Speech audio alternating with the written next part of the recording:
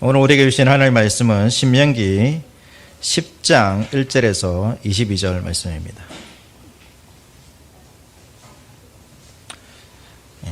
신명기 10장 1절에서 22절 말씀, 우리 한 절씩 교독하도록 하겠습니다. 좀 길지만 한 절씩 교독하시겠습니다. 10장 1절에서 마지막 절까지 말씀입니다. 그때 여호와께서 내게 이르시기를 너는 처음과 같은 두 돌판을 다듬어 가지고 산에 올라 내게로 나아오고 또 나무개 하나를 만들라. 내가 곁들인 저 판에 쓴 말을 내가 그 판에 쓰리니 너는 그것을 그 위에 넣어라 하시기로. 내가 조곡목으로 궤걸을 만들고 처음 것과 같은 돌판 둘을 다듬어 손에 들고 산에 오르매 여호와께서 그 종의 날에 산 위 불 가운데에서 너희에게 이르신 십계명을 처음과 같이 그 판에 쓰시고 그것을 내게 주시기로. 내가 돌이켜 산에서 내려와서 여호와께서 내게 명령하신 대로 그 판을 내가 만든 궤에 넣었더니 지금까지 있느니라.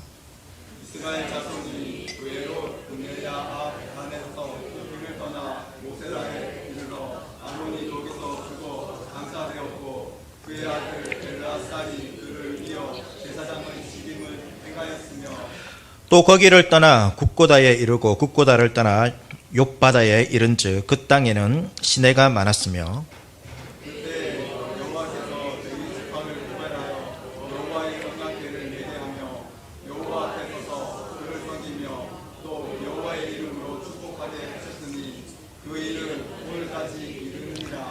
그러므로 너희는 그의 형제 중에 분깃이 없으며 기업이 없고 내 하나님 여호와께서 그에게 말씀하신 같이 여호와가 그의 기업이시니라. 내가 처음과 같이 40주 40야를 산에 머물렀고 그때에도 여호와께서 내 말을 들으사 너를 참아 멸하지 아니하시고 여호와께서 내게 이르시되 일어나서 백성보다 먼저 길을 떠나라. 내가 그들에게 주리라고 그들의 조상들에게 맹세한 땅에 그들이 들어가서 그것을 차지하리라 하셨느니라. 이스라엘아 내 하나님 여호와께서 내게 요구하시는 것이 무엇이냐 곧 내 하나님 여호와를 경외하여 그의 모든 도를 행하고 그를 사랑하며 마음을 다하고 뜻을 다하여 내 하나님 여호와를 섬기고 내가 오늘 내 행복을 위하여 내게 명하는 여호와의 명령과 규례를 지킬 것이 아니냐. 하늘과 모든 하늘과 땅과 그 위에 왕는 것 원래 내 하나님 여호와께 속한 것이로되 여호와께서 오직 내 조상들을 기뻐하시고 그들을 사랑하사 그들의 후손인 너희를 만민 중에서 택하셨음이 오늘과 같으니라. 그러므로 너희는 마음에 할례를 행하고 다시는 목을 높게 하지 말라. 너희의 하나님 여호와는 신 가운데 신이시며 주 가운데 주시요 크고 능하시며 두려우신 하나님이시라. 사람을 외모로 보지 아니하시며 뇌물을 받지 아니하시고 고와 가부를 위하여 정의를 행하시며 나그네를 사랑하여 그에게 떡과 옷을 주시나니 너희는 나그네를 사랑하라. 전에 너희도 애굽 땅에서 나그네 되었음이니라. 내 하나님 여호와를 경외하여 그를 섬기며 그에게 의지하고 그의 이름으로 맹세하라. 그는 내 찬송이시요 내 하나님이시라. 내 눈으로 본 이같이 크고 두려운 일을 너를 위하여 행하셨으니라. 애굽에 내려간 내 조상들이 겨우 70인이었으나 이제는 내 하나님 여호와께서 너를 하늘의 별같이 많게 하셨느니라. 아멘. 신명기의 말씀은 이스라엘 백성들이 기억해야 할 안 좋은 사건들을 언급하면서 이스라엘 백성들에게 권면하고 있습니다. 가장 먼저 언급한 사건이 가나안 땅 정탐 사건이었죠. 그 정탐 사건으로 인해서 이스라엘 백성들은 가나안 땅에 40년 동안 들어가지 못하게 됩니다.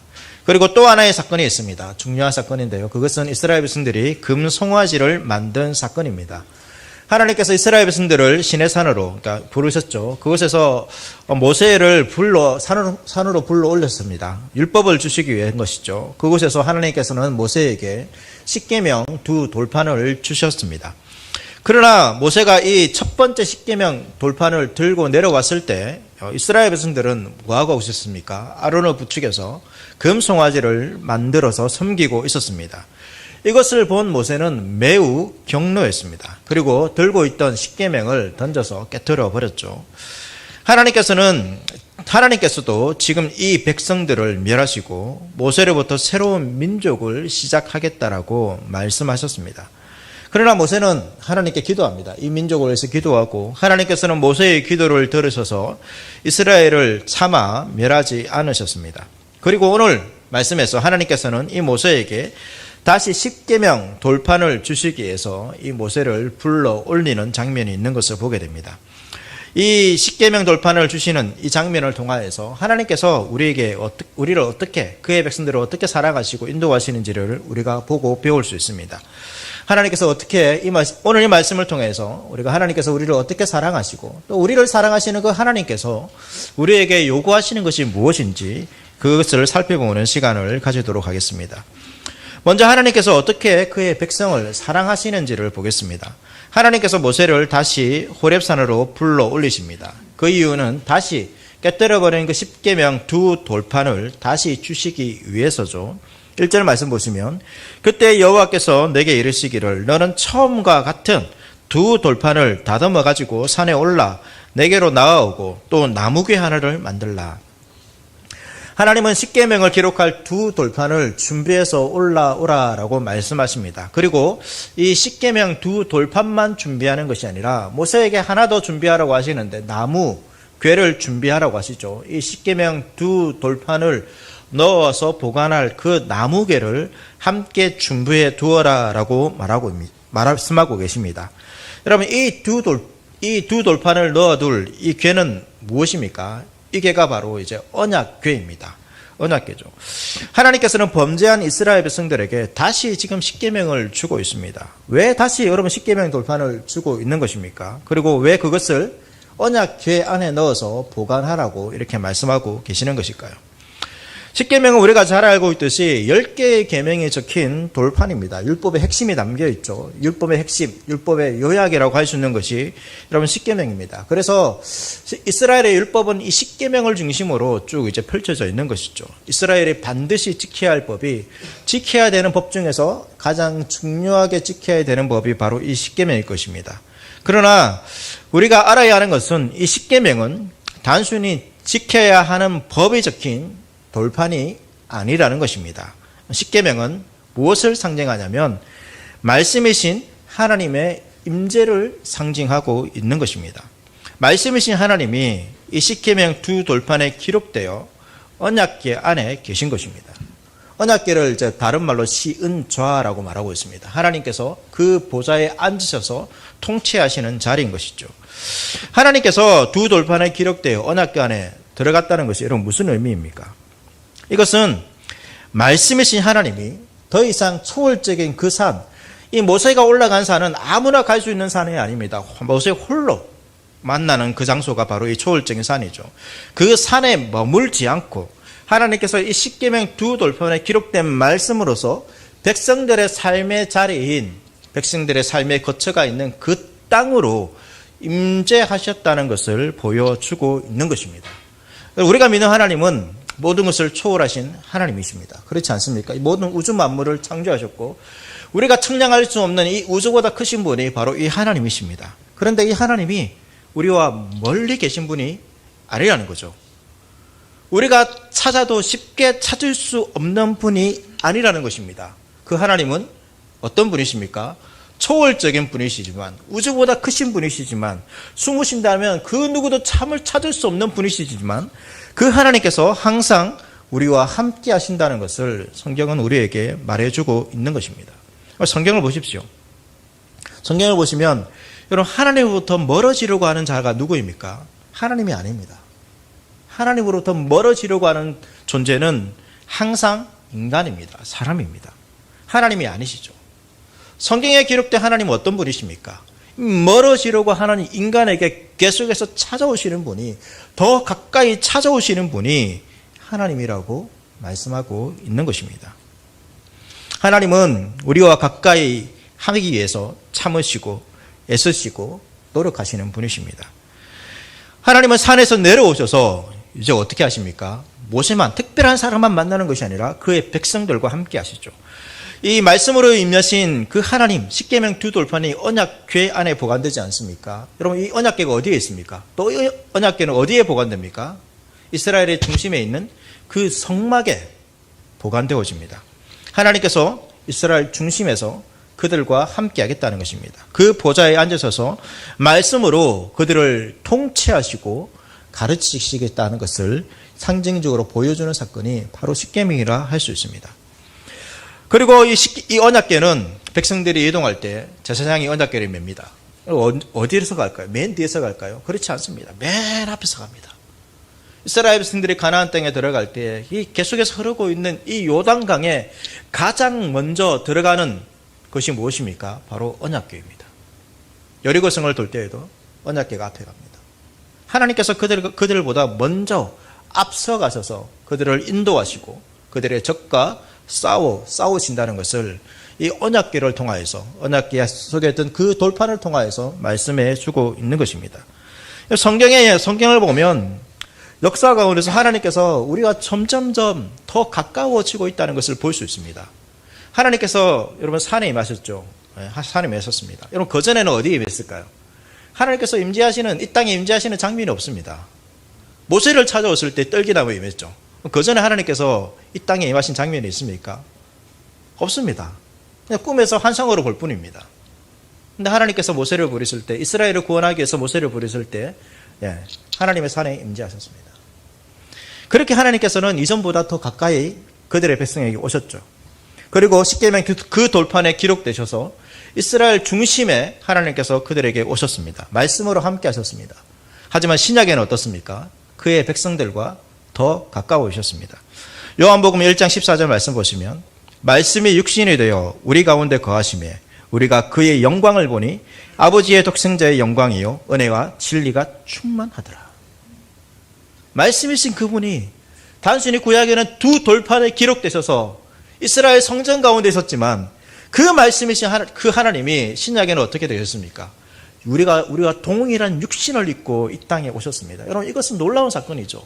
이전과는 더 가까워진 것입니다. 상상할 수 없이 가까워진 것입니다. 우리가 코로나 사태를 겪으면서 우리가 이 예배당 안에서 우리가 모여서 예배를 못 드렸습니다. 그런 경우가 있었죠. 그래서 온라인으로 예배 드리지 않습니까? 그런데 여러분 코로나가 끝나고 나서 온라인으로 예배 드리는 것과 우리가 이 교회당 안에서 모여서 예배 드리는 것과 그것의 차이가 있다는 것을 우리는 경험하게 됩니다. 온라인으로 아무리 예배를 잘 드리더라도 이 교회에 나와서 함께 얼굴을 보면서 예배 드리는 이 예배와는 차이가 있는 것이죠. 그냥 돌판에 기록된, 그것도 하나님의 놀라운 임재죠. 그 초월하신 분이 그 돌판에 기록되셔서 이스라엘 백성의 중심 가운데 한 민족을 택하셔서 온 이 지구를 다스리는 것도 아니고 한 민족을 택하셔서 그 민족에 다스린다는 것도 놀라운 하나님의 사랑이고 임재입니다. 그러나 그 하나님께서 그 두 돌판이 아니라 우리가 동일한 육신을 입고 이 땅에 오셔서 얼굴과 얼굴을 보면서 만난 것입니다. 이것이 신약의 예수님의 임재입니다. 그만큼 친밀해지셨다는 것이죠. 그런데 하나님의 친밀함은 우리를 가까이 하면 여기서 끝나지 않습니다. 예수님께서 부활하신 후에 어떻게 됩니까? 하나님은 더욱 가까이 그의 백성들에게 오셨습니다. 고린도전서 3장 16절 말씀, 너희는 너희가 하나님의 성전인 것과 하나님의 성령이 너희 안에 계시는 것을 알지 못하느냐. 육신으로 내 눈, 나의 몸 밖에 계시는 것이 아니라 이제 하나님께서 성령으로서 어디에 오셨습니까? 나의 몸 안으로 들어오셨습니다. 더 친밀해지신 것이고 더 가까이 오신 것입니다. 그러나 바울은 이것도 아직 우리에게 불완전하다라고 말하고 있습니다. 아직 온전히 하나님을 볼 수 없습니다. 고린도전서 13장 12절 말씀 보시면 바울은 이렇게 말하고 있습니다. 우리가 지금은 거울로 보는 것 같이 희미하나, 그러니까 지금 성령이 우리 안에 계시지만 아직도 희미하다는 것입니다. 그러나 그때에는 얼굴과 얼굴을 대하여 볼 것이요, 지금 내가 부분적으로 아나 그때에는 주를 아신 것 같이 내가 온전히 알리라. 네, 정말로 얼굴과 얼굴을 보는 것처럼 친밀하게 그 어떤 것도 가리는 것이 없이 주님을 보게 될 것이다라고 말씀하고 있습니다. 이것이 하나님께서 우리에게 하시는 일입니다. 무엇을 보이고 있습니까? 하나님께서 저 멀리 계시지만 우리가 하나님을 떠났죠. 그전엔 친밀했습니다. 저 멀리 떠났던 그 하나님이 우리는 그 하나님을 찾아가지 않지만 하나님께서 점점 우리에게 가까이 오는 것을 볼 수 있습니다. 왜 이렇게 하는 것입니까? 왜 이렇게 하시는 것입니까? 하나님 우리를 사랑하시는 것입니다. 기독교의 하나님은 뭔가 섬김의 대상으로서 존재하시는 분이 아닙니다. 사랑하시는 겁니다. 우리는 주님을 떠납니다. 막 주님을 떠나지만 주님은 우리를 너무 사랑하셔서 계속해서 더 가까이 그 어떤 것도 가리지 않는 가릴 것이 없는 그러한 상태까지 우리를 부르시고 구원하시는 것이 하나님의 구원 이야기입니다. 성경 이야기입니다. 성경은 하나님께서 그 잃어버린 자녀들을 찾는 이야기일 것이죠. 그 자녀들을 찾기 위해서 하나님께서는 저 높은 곳에서 이 낮고 낮은 비천한 자리까지 오셔서 나의 삶의 자리까지 그 누구도 나와 함께 할 수 없을 것 같은 그 비참한 자리에게까지도 오셔서 나와 함께 하시고 사랑하신다고 말씀하시는 것이 그 하나님이십니다. 그것이 성경의 이해입니다. 하나님께서는 그렇게 하시는 것이죠. 십계명 두 돌판에 기록된 하나님은 그의 백성들과 더 가까이 하기 위해서 그 하나님의 임재가 영광이 가득한 산에만 계시는 것이 아니라 하나님의 백성들이 있는 그 삶의 자리, 그 땅의 중심에 오셔서 그들과 함께 하시는 것입니다. 여러분, 지금 이 순간도 하나님께서 우리와 함께 하기를 원하십니다. 그 하나님 앞에 나오십시오. 또 우리를 찾아 이 땅에 오신 그 예수 그리스도께로 오십시오. 우리를 찾고 찾으시는 그분의 음성에 귀를 기울이시고 그분 앞으로 나아가는 시간 될 수 있기를 바라겠습니다. 하나님께서 이스라엘 백성들이 범죄하셨음에도 그들에게 다시 말씀을 주시고 계시죠. 그것은 그리고 다시 그들과 함께 하시면서 그들을 가나안 땅으로 인도하고 계십니다. 이스라엘이 가나안 땅에 들어갈 수 있었던 것은 여러분 이후에 이스라엘 백성들이 순종을 잘했기 때문이 아니죠. 그리고 모세가 그 지도자들이 너무나도 훌륭했기 때문에 그런 것이 아닙니다. 하나님께서 참고 인내하셨고 그 하나님께서 그들을 사랑하셨기 때문에 그들이 가나안 땅에 들어갈 수 있게 된 것입니다. 참된 그들의 인도자는 모세도 아니었고 여호수아도 아니었습니다. 하나님이셨죠. 이것이 우리의 인생의 큰 은혜라는 것을 보게 됩니다. 우리는 이스라엘의 실패를 보면서 우리 이렇게 하나님의 말씀을 안 듣다니 이렇게 생각할 수도 있고 또 때로는 하나님이 무서울 수도 있습니다. 하나님께서 이렇게 진노하시다니 그렇게만 생각할 수도 있습니다. 그러나 그렇지 않습니다. 이것이 우리에게 은혜입니다. 왜 그렇습니까? 우리의 인생에도 범죄가 있고 실패가 있습니다. 이런 우리의 인생만 본다라면 그럼 누가 하나님 나라에 들어갈 수 있겠습니까? 우리가 부족하기에 우리보다 훌륭한 사람을 우리가 찾습니다. 훌륭한 지도자를 찾죠. 그러나 그러한 지도자들이 우리를 제대로 인도할 수 있습니까? 그렇다면 여러분 지금 세상이 과연 이렇게 갈등과 전쟁으로 여러 가지 문제가 있지만 그것을 해결할 수 없는 이 상태로 있겠습니까? 훌륭한 지도자들이 이 문제를 해결할 수가 없습니다. 우리는 여전히 주님 앞에서 고집세고 여전히 자신의 것을 내려놓기를 싫어합니다. 이러한 우리의 모습만 본다라면 우리는 하나님 나라에 들어갈 자격이 없습니다. 그런데 중요한 것은 무엇입니까? 하나님께서 그 이스라엘 백성들 엄청난 범죄를 저질렀음에도 하나님을 신뢰하지 않고 하나님만을 섬기지 않고 우상을 섬겼음에도 하나님께서 그 이스라엘 백성들을 포기하지 않으신 것처럼 우리를 포기하지 않으신다는 말씀이 성경 말씀입니다. 우리는 때로는 우리 스스로 우리 인생에 대해서 포기하는 절망하는 낭망하는 순간이 있습니다. 나는 아무것도 할 수 없다라고. 이 비참함을 스스로 이기지 못하고 절망하는 것이죠. 그러나 그러한 순간이 오더라도 하나님께서는 어떻게 하십니까? 절대 우리를 포기하지 않으십니다. 우리를 다시 찾아오셔서 회복하시고 인도하신 것이죠. 이스라엘 백성들에게 십계명 그 돌판을 다시 주신 것처럼 하나님께서는 그의 백성들의 삶의 자리에 말씀으로 찾아오셔서 그의 백성들을 하나님 나라로 인도하시는 것입니다. 여러분, 하나님께서 이스라엘 백성들에게 계명을 주시는 것은 결코 이스라엘 백성들에게 뭔가 의무를 지우기 위해서 이 계명을 주시는 것이 아닙니다. 우리는 하나님의 말씀, 이 하나님께 순종해야 된다. 이것이 우리의 의무처럼 커다란 짐처럼 무거운 짐처럼 생각해서는 안 됩니다. 하나님께서도 이렇게 말씀하고 계시죠. 이 계명을 지키라고 말씀하시면서 오늘 말씀 10장 13절 말씀 같이 보겠습니다. 10장 13절 말씀 우리 같이 한번 읽도록 하겠습니다. 시작. 내가 오늘 내 행복을 위하여 내게 명하는 여호와의 명령과 규례를 지킬 것이 아니냐. 하나님께서 우리에게 말씀을 주셨죠. 왜 주셨습니까?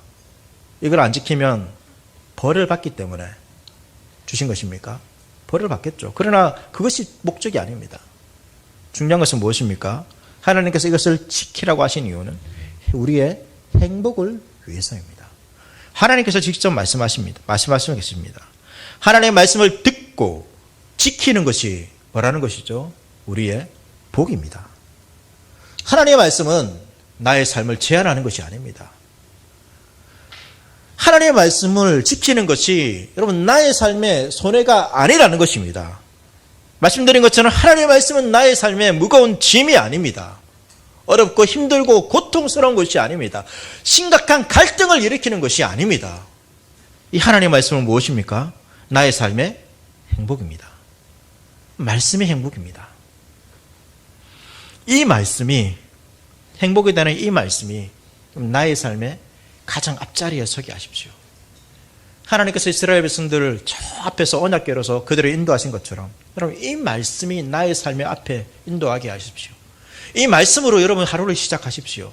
이 말씀으로 여러분의 일들을 시작하십시오. 학생들은 공부하십시오.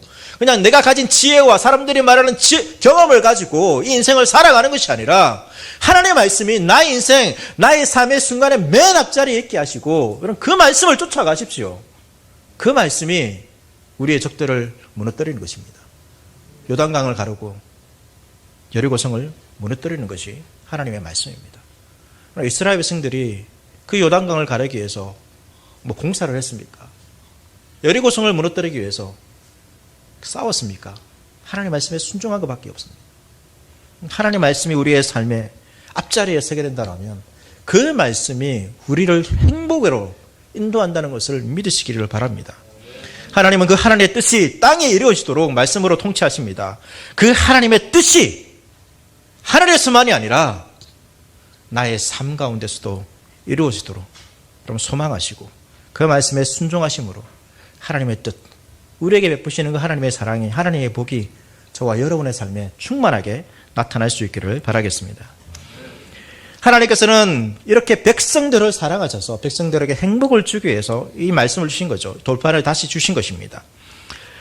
그 하나님께서 말씀을 주신 그 하나님께서 이스라엘 백성들에게 요구하시는 것이 있습니다. 신명기 10장 12, 13절 말씀인데요. 그러면 이 말씀도 같이 한번 읽도록 하겠습니다. 시작. 이스라엘아, 내 하나님 여호와께서 내게 요구하시는 것이 무엇이냐?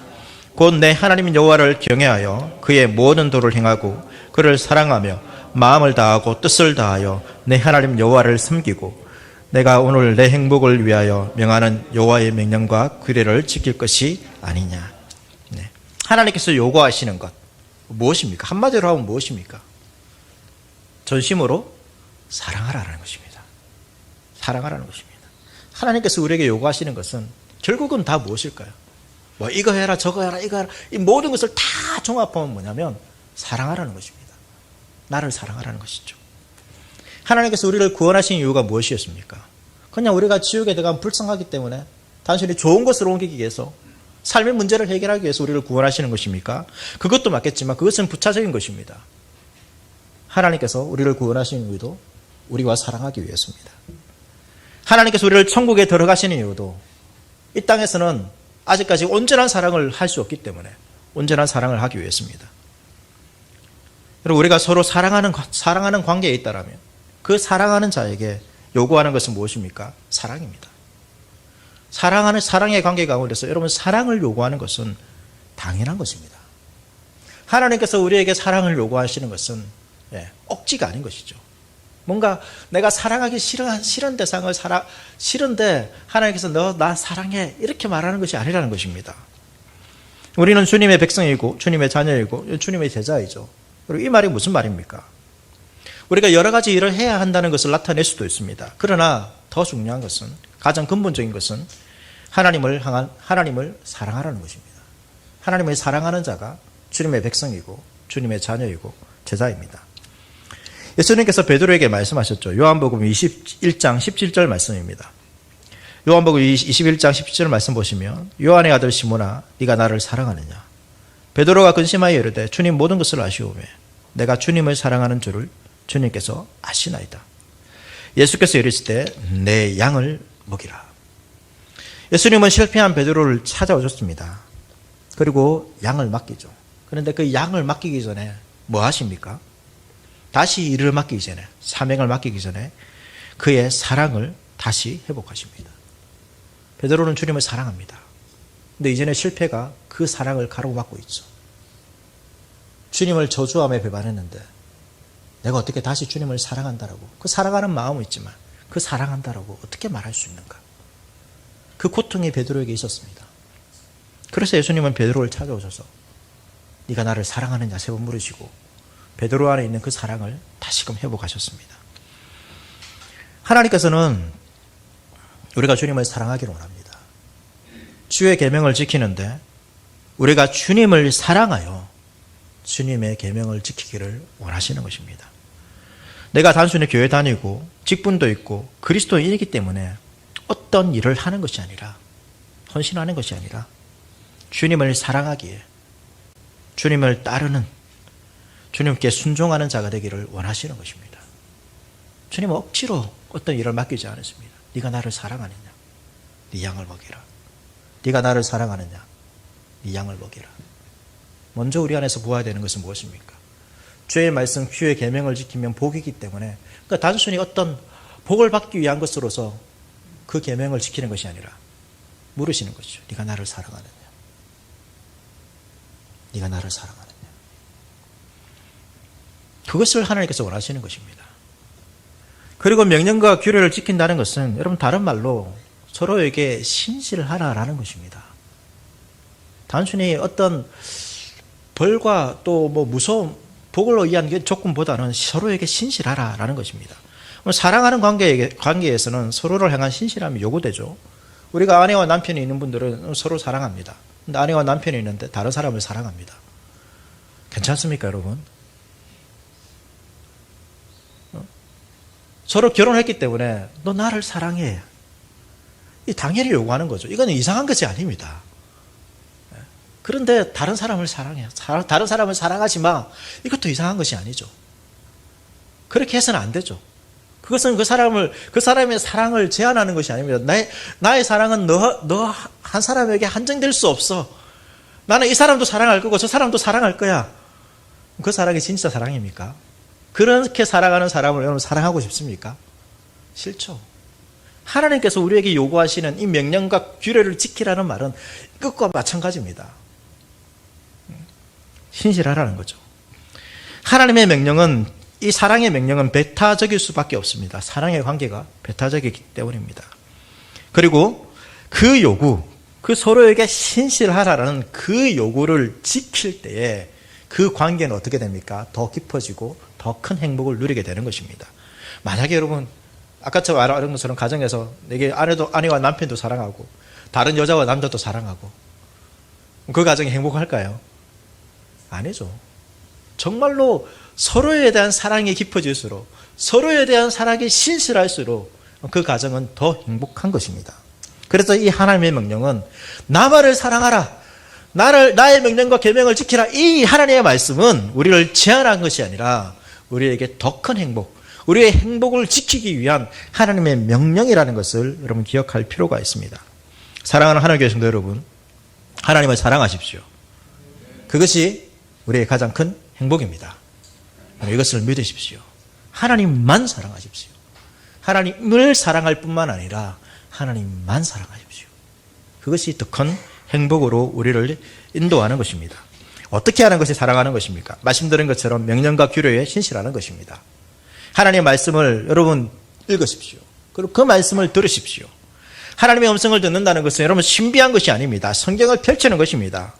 어떤 분들은 하나님께서 나를 사랑하시는지 모르겠어, 하나님이 얼마나 능력이 있는지 모르겠어, 이렇게 말씀하시는 분이 있습니다. 성경을 펼치십시오.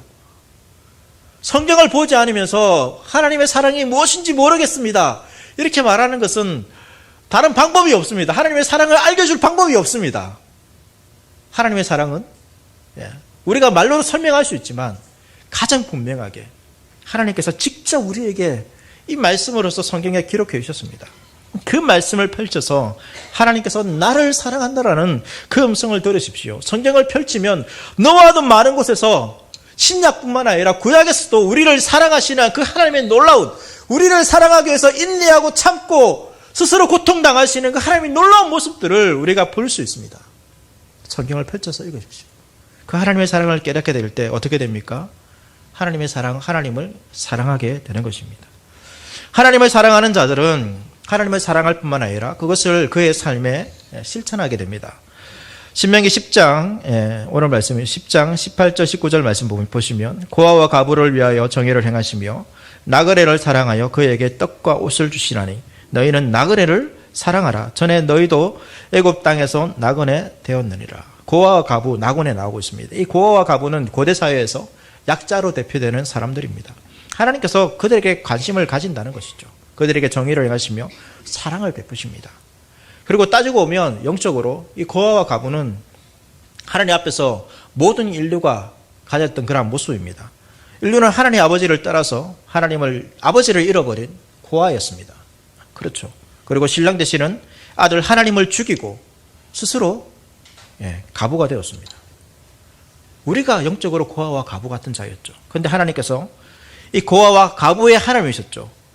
그 고아와 과부의 하나님이셨기 때문에 고아와 과부 같은 우리를 사랑하셔서 우리를 구원하신 것입니다.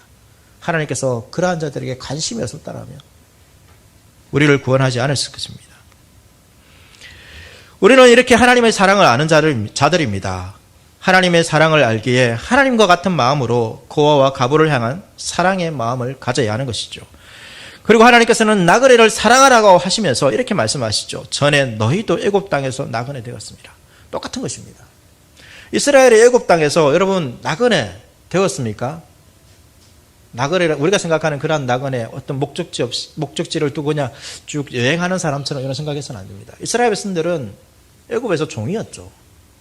약속한 땅이 있었지만 그것을 가르치지 못한 채 종으로 살아가는 방황하는 자들이 이 애굽에서 종되었던 이 이스라엘 사람들이었습니다. 나그네라는 것은 그런 의미가 담겨 있습니다.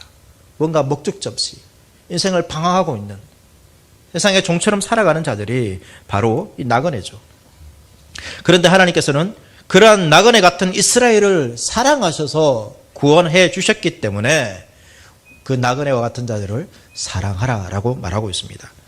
사랑의 실천이라는 것은 결국 하나님의 사랑을 알고 그 사랑을 닮아가는 것입니다. 그렇기에 하나님이 우리를 어떻게 사랑하시는지를 살펴보면 우리도 어떻게 사랑해야 되는지 안다는 거죠. 하나님께서 고아와 과부, 나그네를 사랑하셨습니다. 그렇기에 너희도 고아와 과부, 나그네를 사랑하라라고 말씀에 기록된 것이죠.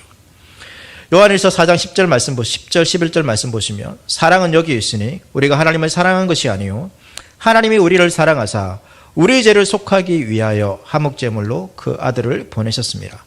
사랑하는 자들아 하나님이 이같이 우리를 사랑하셨은즉 우리도 서로 사랑하는 것이 마땅하도다. 여러분 신자에게 사랑을 이야기하는 것은 어떻게 보면 이유가 없습니다. 사도 요한은 마땅하다. 당연한 것이다라는 거죠. 너 사랑해야 돼. 왜 사랑해야 되는데? 너 이 사람은 약한 자들을 사랑해야 돼. 하나님을 사랑해야 돼. 교회 안에 있는 형제 자매를 사랑해야 돼. 왜 사랑해야 되는데? 저 사람은 나를 사랑하지 않는데 왜 사랑해야 되지? 이유가 없다는 것입니다. 마땅하다는 것입니다. 왜? 우리가 하나님의 사랑을 받았죠. 예수님께서 예를 드신 것 중에 하나가 있지 않습니까? 1만 달란트 빚진 자가 그 왕에게 탕감받습니다. 그런데 그 사람이 100데나리온 빚진 자에게 탕감하지 않습니다. 왜 이 말씀을 하시면서 왜 이 말씀을 하신 것입니까? 말이 안 된다는 거죠. 1만 달란트 빚진 자가 그것을 탕감받았는데 어떻게 100데나리온 빚진 것을 탕감해 주지 못하느냐? 왜 용서해 주지 못하느냐? 말이 안 된다는 것입니다. 똑같은 것입니다. 고아와 과부와 나그네 같은 우리가 하나님의 사랑을 받았는데 너희가 어떻게 이웃을 사랑하지 않을 수 있느냐? 라고 말씀하고 있는 것이죠. 사랑에는 신자의 사랑에는 이유가 없습니다. 세상에는 이유가 있겠죠. 누군가 나에게 도움을 주고 사랑을 베풀고 뭔가 사랑할 만한 사람들을 사랑해야 됩니다. 그러나 요한은 하나님께서 우리를 그렇게 사랑한 것이 아니기 때문에 우리가 서로 사랑하는 것이 마땅하다라고 말하고 있습니다. 이것이 하나님께서 우리에게 요구하시는 것입니다. 하나님을 사랑하고 이웃을 사랑하는 것이죠. 말씀을 정리하겠습니다. 하나님께서 우리를 사랑하셔서 우리에게 가까이 오셨습니다. 그 가까이 오신 그 하나님을 혹시 멀리하고 있지는 않습니까? 하나님께서 우리를 사랑하시고 서로 사랑하자 하는데 그 사랑을 부담스럽게 생각하고 있지는 않습니까? 여러분, 하나님께서 우리를 사랑하셔서 이렇게 낮고 낮은 곳에 오셨습니다. 그 하나님을 사랑하고 그 하나님 앞에서 신실하게 사랑의 관계를 맺으며 그 말씀에 순종하는 것이 우리에게 행복입니다. 하나님의 모든 성도님들에게 이 행복이 있기를 소망합니다. 또 우리를 찾아오신 낮고 낮은 곳에 오신 그 예수님께로 나아가는 우리 모두가 되기를 소망합니다. 그뿐만 아니라 이 예수님의 사랑을 깨닫고 이 사랑이 필요한 약하고 세상에서 방황하는 자들 우리가 사랑할 수 있기를 원하고 특별히 교회 안에서 우리 형제자매를 더 신실하게 진실하게 사랑하는 우리 모두가 될 수 있기를 축복합니다.